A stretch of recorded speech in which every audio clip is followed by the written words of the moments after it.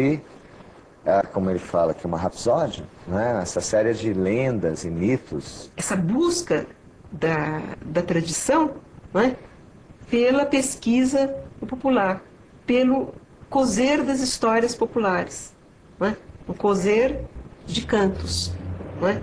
Que é a rapsódia. Num minuto, o Macunaíma, numa correria, ele vai do Amazonas ao Rio Grande do Sul, depois ele vai de um lado para o outro, como um bom herói mítico, né, como uma boa personagem lendária que ele é, e mistura os falares regionais e todos os costumes, então ele mistura, portanto, todos os espaços, aí ele mistura também todos os tempos, ele visita figuras do passado, do presente, então é um livro que mistura os tempos e os espaços, isso faz parte da riqueza do livro. Macunaíma resolveu ir a São Paulo, reaver seu Muiraquitã.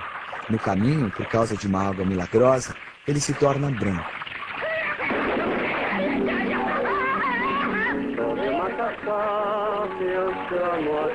E ao chegar à cidade grande, o herói fica espantado. O herói passou uma semana sem comer nem brincar, só pensando nas máquinas. Há um trecho no Macunaíma que se chama Carta para as Icamiabas, em que o Macunaíma escreve para as Amazonas para contar como era a vida dele em São Paulo. E ele faz também um diagnóstico muito cruel em relação à elite de São Paulo, que é uma elite afrancesada, embevecida com os signos do progresso. Senhoras, não pouco vos surpreenderá, por certo, o endereço e a literatura desta missiva. Cumpre-nos, entretanto, iniciar essas linhas de saudade e muito amor com desagradável nova. É bem verdade que na boa cidade de São Paulo, a maior do universo, no dizer de seus prolixos habitantes, não sois conhecidas por Icamiabas, voz espúria, senão que pelo apelativo de Amazonas. Macunaíma, o herói sem nenhum caráter, termina por se integrar à cidade grande. Gente, muita saúva e pouca saúde, os mares do Brasil são. E continua tentando conseguir seu Muiraquitã. Fantasia-se de francesa para seduzir o gigante, pede a Exu que dê uma surra nele, tanto faz e apronta que termina por ter o Muiraquitã de volta. Bom, no Macunaíma, o Mário está interessado em compor uma explicação mítica do Brasil, né? Então, o Macunaíma é um herói sem caráter, mas ao mesmo tempo ele é um herói com todos os caráteres brasileiros, né? E ele explica isso numa carta para o Manuel Bandeira, porque o Macunaíma é, como o povo brasileiro, um herói em formação, né? Ele está se formando e não tem ainda a característica pronta. Os defeitos, por assim dizer, do Macunaíma, os traços de sensualidade, preguiça e mentira, não é? São ambivalentes. A mentira que faz com que Macunaíma encante os moradores da pensão ao narrar uma caçada de veado. Quando o Macunaíma conta que teve na Praça da Sé caçando o veado mateiro, aí os irmãos assustam, o Manap e o Jegue. Macunaíma, você andou caçando o veado mateiro? Ele confirma e tal. E a um certo ponto ele não consegue manter mais a mentira, vira e fala: Eu menti. Isto é, eu criei, eu inventei. O herói, junto com os irmãos, retorna para sua terra. Mas tanto faz que acaba sendo abandonado por todos. O herói fica só. Um dia cai na conversa da Uiara, bem ali no rio, e o herói se deu mal. E perdeu a perna, o Muiraquitã e a esperança. E eu fiquei para vos contar a história. Por isso que vim aqui.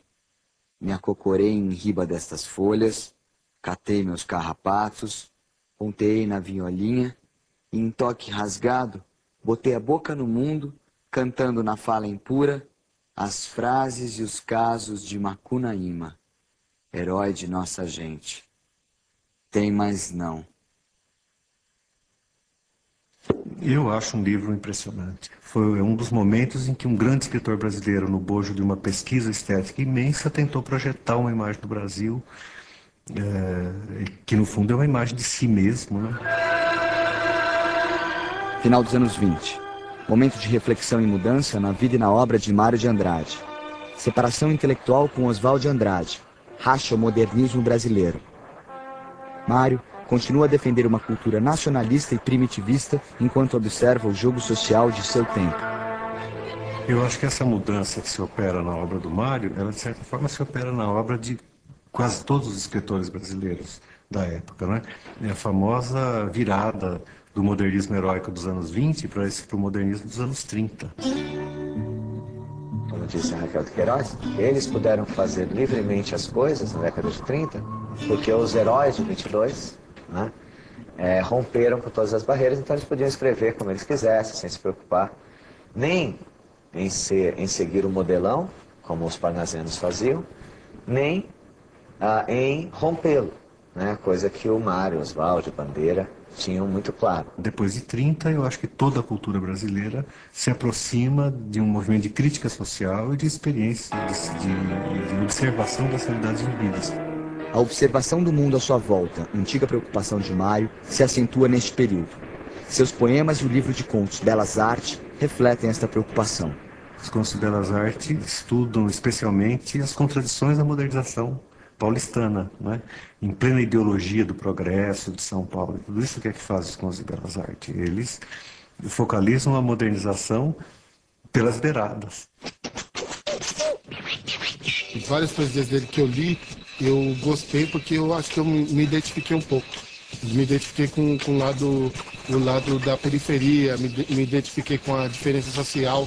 Na minha boca nasce a palavra da decisão. Não sou mais eu. Chegou a hora da destruição. Não. Não aguenta fome, não há mais perdão. Deus dorme nos ares, chefes na cama, acordo no chão. Eu quero meu pão, eu quero meu pão. Não. Não aguenta fome, lei no coração. Malditos homens dessa vida. Eu quero meu pão. Eu sou aquele que disse. Eu tenho fome, fome de justiça. Alguns poemas dele têm a ver com o dia atual de hoje. Inclusive, a Fome que a gente canta é uma música dos anos 30.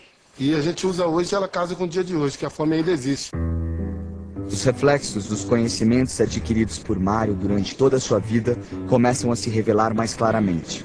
O homem observa e resgata a história cultural de seu país. Mário de Andrade pensou o Brasil na sua diversidade, na sua complexidade.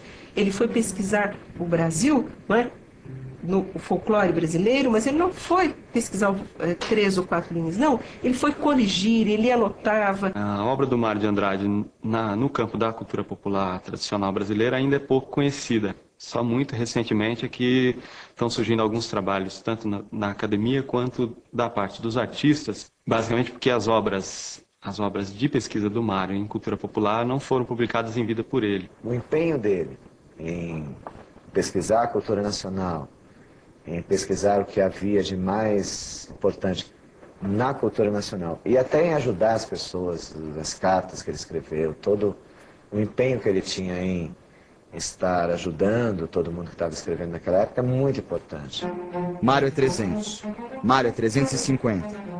Em meio a publicações em revistas e livros, a debates e polêmicas e a reflexões profundas sobre o povo brasileiro, assume a diretoria do Departamento de Cultura da cidade de São Paulo, de onde vem a se afastar em 1938 por divergências políticas. 48 horas depois de ser mandado embora do Departamento de Cultura pela Prefeitura, o Gustavo Capanema, que era ministro da Educação e Saúde naquele tempo, chamou o Mário de Andrade. Ele foi para o Rio de Janeiro, onde ele tinha amigos muito importantes. Mas o Mário sofria muito a ausência de São Paulo. Começou a ter uma vida muito angustiosa, tomava muita bebida, talvez sofria muito. Um dia ele bateu na mesa, volta amanhã para São Paulo. E veio. 2 anos depois ele veio para São Paulo. Mário volta à Rua Lopes Chaves, onde morava com a família. Voltou